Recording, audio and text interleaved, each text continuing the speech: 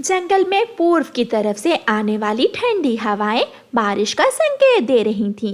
बारिश का इंतजार तो सभी पक्षियों को था, मगर पक्षी डरे हुए भी थे, क्योंकि हर बार बारिश के दिनों में उनके घर टूट जाते। गुड़िया बेटी, आप मेरे साथ आओ, हम जंगल से लकड़ियाँ लाएंगे और घर को मजबूत कर लेंगे। मम्मा, मैं गाय को घास डालकर अभी आती हूँ। गुड़िया अपनी गाय को घास डाल रही थी कि रोज की तरह गोरी कभी वहाँ आ जाती है। छोटी चिड़िया, मैंने कल भी कहा था तुमसे अपनी गाय को यहाँ मत बांधा करो, मुझे गोबर की बू आती है। आंटी कवि, गाय के गोबर से अगर आपको बू आती है तो मीठा दूध भी गाय ही देती है। आप गाय का दूध तो बहुत शौक से पीती हैं। जाकर अपनी माँ को बता दो, अगर दोबारा मुझे तेरी गाय के गोबर की बू आई तो मैं डंडे से तेरी गाय को मार दूंगी। गुस्से में गोरी कव्वी वहाँ से चली जाती है। रानो चिड़िया और उसकी बेटी लकड़ियाँ लेने जंगल चली जाती हैं। मम्मा, यहाँ तो कोई सूखी लकड़ी नहीं है, अब हम क्या करेंगे? गुड़िया बेटी, जब मैं छोटी थी तो आपकी नानो मिट्टी और गोबर से घर बनाया करती थी। क्यों ना इस बार हम भी मिट्टी और गाय के गोबर से घर बना लें। और गौरी आंटी को कौन समझाएगा, वो तो पहले ही बहुत गुस्सा होती हैं। अगर उसे गोबर की बू आई तो वो हमारे बने बनाए घर को ही गिरा देगी। नहीं गुड़िया बेटी, जब घर सूख जाएगा तो किसी को भी गोबर की बू नहीं आएगी। वो घर बहुत शानदार होगा और मजबूत भी। मम्मा, मैं नानो को बुला कर लाती हूँ और हम गोबर और मिट्टी से घर बना लेती हैं। ठीक है गुड़िया बेटी, मैं सूखा घास लेकर घर जा रही हूँ, आप अपनी नानो को बुला कर ले आओ। फिर गुड़िया अपनी नानो को लेने चली जाती है। नानो नानो, मम्मा ने मुझे भेजा है। नानो, आप हमें मिट्टी और गोबर से घर बना दें। गुड़िया बेटी, मिट्टी और गोबर से बना हुआ घर बहुत मजबूत होगा। फिर गुड़िया की नानो गुड़िया के साथ जाती है। गुड़िया की नानो मिट्टी और गोबर से घर बनाना शुरू करती है। गुड़िया अपनी नानो को सूखा घास देती है और मम्मा चिड़िया लकड़ियों को कुल्हाड़े से छोटी करती है। वो सारा दिन काम करती हैं। कालू, वो छोटी चिड़िया तो आज कोई नया ही काम कर रही है। वो गोबर और मिट्टी से अपना घर बना रही है।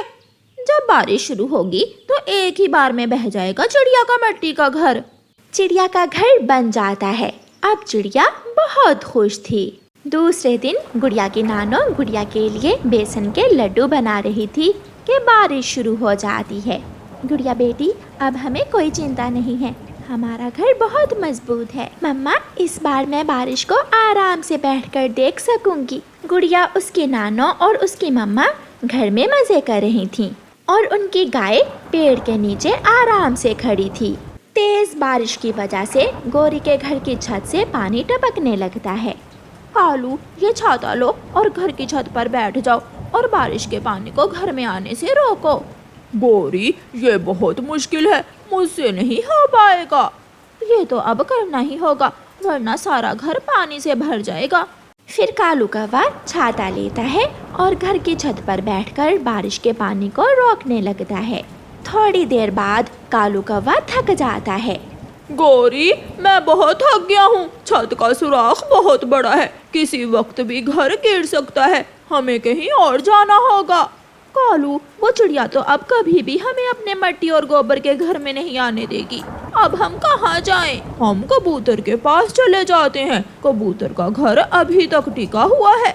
फिर गौरी और कालू कौवा कबूतर के घर चले जाते हैं, जहाँ कव्वी और कौवा बारिश में इधर उधर भीग रहे थे। वही चिड़िया अपने सुंदर से मिट्टी और गोबर के घर में आराम से बैठी हुई थी। कव्वी और कौवे, मेरा घर है तो बहुत कमजोर, मगर मैं तुम्हें मना नहीं करूँगा, अंदर आ जाओ। कबूतर दोनों को अपने घर में ले जाता है। कबूतर, ये घर तो पहले ही हवा से हिल रहा है, ऐसा ना हो कि हम सब घर के नीचे ही दबकर मर जाएं। आराम से एक जगह बैठ जाओ, ज्यादा इधर उधर मत जाओ। कबूतर भैया, भूख बहुत लगी हुई है, कुछ खाने को मिलेगा क्या? मेरे पास ये एक दाना ही है, ये तुम खा लो। कबूतर वो दाना गोरी के सामने रखता है तो कालू कौवा उठाकर खा लेता है। मैं भी बहुत भूखा था। गंदी नीयत वाले, तुमने मेरा दाना खाया, मैं छोड़ूंगी नहीं तुझे। गोरी कव्वी कालू के पीछे भागती है। रुक जाओ गोरी, घर बहुत कमजोर है, ये टूट जाएगा। मगर कौवा और कौवी तो आपस में लड़ाई शुरू कर देते हैं। एक धड़म की आवाज आती है और कबूतर का घर पेड़ से नीचे गिर जाता है। लो टूट गया, ये तुम्हारी वजह से हुआ है। ये तुम्हारी वजह से हुआ है। ये मेरी वजह से हुआ है। ना मैं तुम दोनों को अपने घर में आने देता और ना मेरा घर टूटता। उड़ता हुआ तोता वहाँ आ जाता है। घने जंगल में एक पेड़ है जिसमें बड़ी खोखर है। मैं तो वहाँ जा रहा हूँ, तुम भी सब मेरे साथ आ जाओ।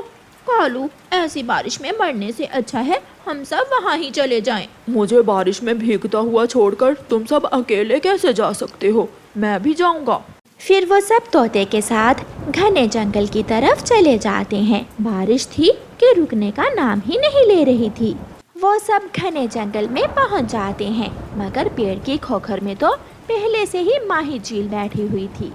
पक्षियों, क्या यहाँ आश्रय लेने आए हो? मिलेगा, तुम्हें आश्रय जरूर मिलेगा, मगर पहले तुम में से एक को मेरा भोजन बनना होगा। चील दी, ऐसे मत करें, हमें भी इस पेड़ की खोखर में बैठ लेने दें। ठीक है, जल्दी से बताओ तुम में से कौन मेरा भोजन बनेगा, फिर ही मैं तुम्हें यहाँ बैठने दूंगी। आप गोरी को खा लो और मैं दूसरी शादी करवा लूंगा। कैसा है मेरा आइडिया गोरी? बुड्ढे, इस उम्र में कौन करेगा तुमसे शादी? वो सब थोड़ी देर वहाँ एक पेड़ के नीचे बैठते हैं। अगर चिड़िया से हमने लड़ाई ना की होती तो आज हम सब चिड़िया के घर में आश्रय ले सकते थे। पूरे जंगल में पक्षियों के घर टूट गए, मगर उस चिड़िया का घर अभी तक टिका हुआ है। अपना लाल छाता लिए चिड़िया भी वहाँ आ जाती है। मैंने मेहनत से मिट्टी और गोबर का घर बनाया था गोरी, उसी गोबर से जिससे तुम्हें बू आती थी। आप सब मेरे साथ आ जाओ, मैं आपको लेने आई हूँ। ये सुनकर सब पक्षी खुश हो जाते हैं और चिड़िया के साथ उसके घर चले जाते हैं। चिड़िया, ये घर तो अंदर से बहुत ही सुंदर है, जरा भी गोबर की बू नहीं आ रही। रानो बेटी, इन सबको बेसन के लड्डू दो। फिर चिड़िया सबको लड्डू देती है और सारे पक्षी चिड़िया के गोबर और मिट्टी के घर में बैठकर बारिश का मजा लेते हैं और लड्डू खाते हैं। रानो चिड़िया मटका उठाए नदी पर पानी लेने जा रही थी। रास्ते में उसे गोरी कोई मिलती है। जरूर फिर से पानी भरने जा रही होगी। मैं सारा दिन यहाँ बैठकर देखती हूँ तो 4 चक्कर तो नदी के ही लगा लेती है। क्या करती है तू इतने पानी का? गोरी बहन, हम तो बड़े पक्षी हैं, हम ज्यादा देर उड़ सकते हैं, लेकिन जो छोटे पक्षी हैं वो ज्यादा देर उड़ नहीं पाते इस गर्मी में, इसलिए मैं कटोरियों में पानी भरकर ऊंचे पेड़ों के ऊपर रख देती हूँ। ऐसे छोटे पक्षियों को नदी तक आना नहीं पड़ता, बल्कि वो वहीं से पानी पी लेते हैं। हाँ हाँ, तूने तो जंगल की भलाई का ठेका ले रखा है। जो करना है कर, ये नेकियां तेरे किसी काम नहीं आने वाली।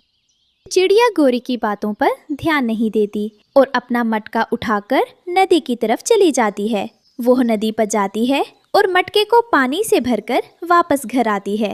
वो 2 बड़े बड़े कटोरों में पानी डालती है और उनको पानी से भर लेती है। फिर रानो चिड़िया एक कटोरा बड़े पेड़ की डाल पर रख देती है और दूसरे कटोरे को एक पेड़ की छांव के नीचे रख देती है। रानो की बेटी गुड़िया स्कूल से वापस आ रही थी। वो पेड़ के नीचे पानी का कटोरा पड़ा हुआ देखती है तो उसके पास जाती है और पानी पीने लगती है। पीछे से काली बिल्ली आ जाती है। काली बिल्ली गुड़िया को अपने पंजे से धक्का देकर दूर गिराती है और खुद पानी पीने लगती है। ये पानी मेरी मम्मी ने ही रखा है। अगर मेरी मम्मी पानी न रखती तो तुम्हें ये पानी न मिलता यहाँ पर। बिल्ली, तो तेरी माँ ने कोई एहसान नहीं किया मुझ पर। अगर वो न रखती तो जंगल का कोई और पक्षी रख देता। काली बिल्ली, तुम बहुत बुरी हो। ऐसा कहकर गुड़िया वहाँ से उड़ती है और घर आ जाती है। गुड़िया घर आकर रोने लगती है। अपनी बेटी को रोता हुआ देखकर मम्मी चिड़िया गुड़िया से पूछती है, गुड़िया बेटी, क्या हुआ आपको? आप रो क्यों रही हैं? और यह आपके पंख पर पंजे का निशान कैसा है? मम्मी, आप इन जंगल के पक्षियों और जानवरों का भला करना छोड़ दे। ये सब बहुत बुरे हैं। आपको पता है, आप ही तो पानी रखती हैं पेड़ों के नीचे। मैं जाकर पानी पी रही थी, पीछे से काली बिल्ली आ गई और उसने मुझे धक्का देकर दूर गिरा दिया और खुद पानी पीने लग गई। गुड़िया बेटी, अगर कोई बुरा हो तो हमें खुद बुरा नहीं बन जाना चाहिए। नहीं मम्मी, बस मैंने सोच लिया है, आज के बाद आप पानी नहीं रखा करेंगी जंगल में। ये जानवर और पक्षी खुद नदी के पास जाकर पानी पी लिया करेंगे। गुड़िया बेटी, क्यों जिद कर रही हो? मैंने कहा ना, किसी की बुराई देखकर खुद बुरा नहीं बनते। मम्मी, आप मुझे बता दे कि आप मुझसे ज्यादा प्यार करती है या फिर इन जंगल के पक्षियों और जानवरों से? ऐसा कहकर गुड़िया नदी पर आकर बैठ जाती है। मेरी मम्मी होकर फिर भी मेरी बात नहीं मान रही, उन्हें मेरी बात माननी चाहिए। गोरी भी नदी पर आती है। क्या बोलती जा रही हो चिड़िया की बेटी? गुड़िया गोरी को सारी बात बताती है। गोरी को तो बस मौका चाहिए था माँ बेटी में दरार डालने का। वो जल्दी से गुड़िया से कहती है, हाँ गुड़िया, जंगल के जानवर और पक्षी तो ऐसे ही है, सब मतलबी। लेकिन तुम्हारी मम्मी को इन सब बातों का कोई असर नहीं होता। लगता है वो तुमसे प्यार नहीं करती, इसीलिए वो तुम्हारी बात नहीं मान रही। नहीं गोरी आंटी, मेरी मम्मी मुझसे प्यार करती हैं और बहुत प्यार करती हैं। आप देखना, सुबह आपको जंगल के किसी भी पेड़ के पास वो पानी का कटोरा नजर नहीं आएगा। अगली सुबह होती है। रानो चिड़िया पेड़ की डालों और पेड़ों के नीचे पानी का कटोरा भरकर रख देती है। जैसे ही रानो जाती है, गुड़िया वहाँ आ जाती है। मम्मी, मुझे माफ करना, लेकिन गोरी आंटी के सामने मैंने इस बात को साबित करना है कि आप मुझसे प्यार करती हैं, इसलिए मुझे ये पानी गिराना होगा। गुड़िया पानी के कटोरों में से पानी गिरा देती है और फिर गोरी के पास जाती है। मैंने कहा था ना, मेरी मम्मी मुझसे प्यार करती हैं। जाकर देखें, पानी के कटोरे खाली पड़े हैं। हाँ भाई, मान लिया मैंने कि तेरी माँ तुझसे बहुत प्यार करती है। चल मुझे भी तो दिखा। फिर गोरी और गुड़िया उड़ती हैं। वो पेड़ के पास आती हैं। पेड़ के नीचे पानी का कटोरा खाली पड़ा था। तभी वहाँ एक बूढ़ी फाख्ता आ जाती है। रोज तो यहाँ पर पानी पड़ा होता था, आज पानी क्यों नहीं है भाई? मुझे तो बहुत प्यास लगी है, मुझसे तो उड़ा भी नहीं जा रहा। बेटी गौरी, जाओ जल्दी से इस कटोरे को पानी से भर कर लेकर आओ। मुझे क्या अपनी नौकर समझ कर रखा है? 2 पर मारेगी तो नदी आ जाएगी। हाँ बेटी, तुम्हारी बात तो ठीक है, लेकिन मुझे बहुत प्यास लगी है और गर्मी में मुझसे उड़ा नहीं जा रहा। माँ जी, आप चिंता नहीं करें, मैं आपको पानी लाकर देती हूँ। रुक जा, मैंने तुझे समझाया था ना कि इस जंगल के पक्षी अच्छे नहीं हैं। बहुत मतलबी है ये सब, कोई ज़रूरत नहीं है इनकी मदद करने की। हाँ आंटी, आपने बिल्कुल ठीक कहा। उस दिन काली बिल्ली ने भी मुझे धक्का दिया था। बूढ़ी फाख्ता बहुत मुश्किल से उड़ती है और वहाँ से चली जाती है। अगली सुबह रानो चिड़िया पेड़ की डाल पर बहुत परेशान बैठी थी कि वहाँ लाली चिड़िया आ जाती है। रानो, इतनी परेशान क्यों बैठी हो? क्यों, क्या हुआ है? लाली बहन, कल मुझे बूढ़ी फाख्ता मिली थी। वह कह रही थी कि कल जब वह पेड़ के पास पानी पीने गई तो कटोरा खाली पड़ा था और पास ही मेरी बेटी गुड़िया थी। जब उन्होंने गुड़िया से मदद मांगी तो उसने मदद नहीं की और गुड़िया के साथ गोरी थी। जरूर इस गोरी ने ही तुम्हारी बेटी को कोई पट्टी पढ़ाई होगी। अपनी बेटी को समझाना घर जाकर कि इस गोरी से दूर रहें। गुड़िया बहुत जिद्दी होती जा रही है। मुझे उसे सबक देना ही होगा कि हम दूसरों की मदद करेंगे, तभी कोई मुश्किल समय में हमारी मदद करेगा। फिर अगली सुबह मम्मी चिड़िया गुड़िया को अपने साथ लेकर जंगल में निकल जाती है। आधे रास्ते में जाकर मम्मी चिड़िया नीचे गिर जाती हैं और बेहोश हो जाती हैं। मम्मी, मम्मी, इन्हें क्या हुआ? आपको क्या हुआ मेरी मम्मी? मैं अभी पानी लेकर आती हूँ। गुड़िया थोड़ा आगे उड़ती है तो उसे अपनी मम्मी के पानी के रखे कटोरे नजर आते हैं। वो जैसे ही पास जाती है तो पानी का कटोरा खाली था। गुड़िया को याद आता है कि कटोरे तो उसने सुबह ही खाली कर दिए थे। ए ऊपर वाले, मैंने ऐसा क्यों किया? अगर आज यहाँ पर पानी होता तो मैं जल्दी से अपनी मम्मी के लिए पानी ले जा सकती थी। अब मैं क्या करूं? पास ही पेड़ पर वही फाख्ता बैठी थी। उसके पास पानी था। गुड़िया जल्दी से बूढ़ी फाख्ता के पास जाती है। माँ जी, प्लीज मुझे पानी दे दीजिए। मेरी मम्मी बेहोश हो गई है। उन्हें पता नहीं क्या हो गया है। बेटी, तुमने तो मेरी मदद नहीं की थी, लेकिन मैंने अपनी सारी उम्र में यही सीखा है कि हमें दूसरों की मदद करनी चाहिए। इसलिए तुम यह पानी ले जाओ और अपनी मम्मी को पिलाओ। गुड़िया पानी लेकर जल्दी से वापस आती है तो देखती है कि उसकी मम्मी तो उठकर बैठी थी। मम्मी, आपको क्या हो गया था? मैं तो बहुत परेशान हो गई थी। गुड़िया बेटी, मैं तो बस आपको यह बताना चाहती थी कि मुश्किल समय में हमें दूसरों की मदद करनी चाहिए और हमेशा भलाई के काम ही करने चाहिए, क्योंकि आज हम जो बोएंगे कल को वही हमारे सामने आएगा। जी मम्मी, मैं आपकी बात समझ गई। मैं आज के बाद दूसरों की मदद करूंगी। गुड़िया अपनी मम्मी के गले लग जाती है। प्यारे दोस्तों, आपको ये कहानी कैसी लगी? कमेंट में ज़रूर बताएं और इस कहानी को लाइक, अपने दोस्तों के साथ शेयर और चैनल को सब्सक्राइब करना बिल्कुल मत भूलना। आपका धन्यवाद।